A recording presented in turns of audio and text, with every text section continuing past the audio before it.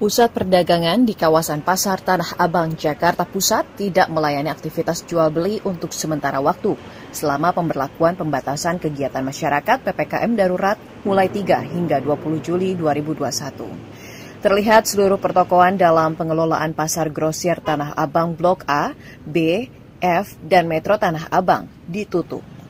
Selain di pertokoan, kawasan Tanah Abang juga dikenal dengan ramainya aktivitas jual-beli dari para pedagang kaki lima yang biasanya berjualan di sepanjang kawasan tersebut. Namun sejak keamanan dari PD Pasar Jaya berpatroli pada Sabtu dini hari, kini tak ada lagi yang berjualan di lokasi tersebut. Adapun yang diperkenankan berjualan hanya para pedagang di Blok G saja sebagai area pasar tradisional yang menjual bahan pangan seperti sembako, sayur-sayuran, hingga kebutuhan pokok lainnya.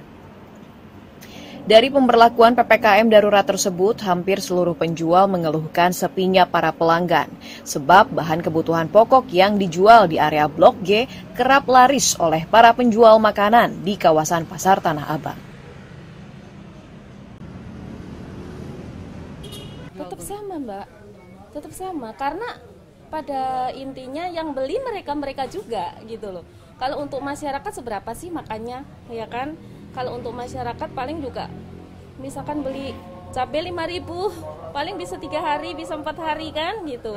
Tetapi kan mereka yang untuk kantin, kemudian kuliner itu kan yang sangat mempengaruhi dari perekonomian pasar. Gitulah perkembangan dari pertama ini kan dari minggu lalu ya, dari sebelum rencana ada undang-undang mau ada itu pedagang udah mulai pembeli udah mulai kurang. Tadinya beli full jadi separuh, jadi belum kurang-kurangi lama-lama. Jadi katanya ada libur lah gitulah. Jadi unlock lah 100, jadi 50% jatuh lah gitu kan.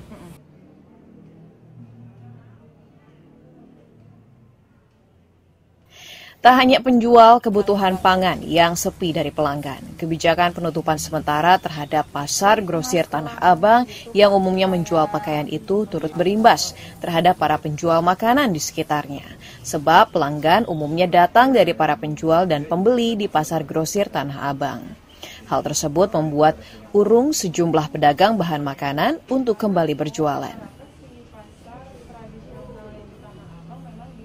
Belum tahu secara pasti ya, kalau misalkan pemberlakuan emang ada, tapi kan ngaruh juga sama pedagang mah ngaruh.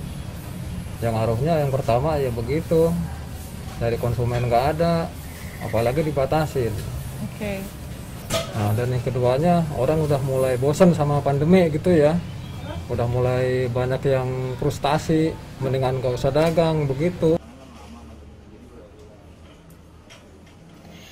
Meski pendapatannya anjlok, para penjual kebutuhan bahan pangan di Pasar Tanah Abang tetap memilih bertahan demi memenuhi kebutuhan pelanggan.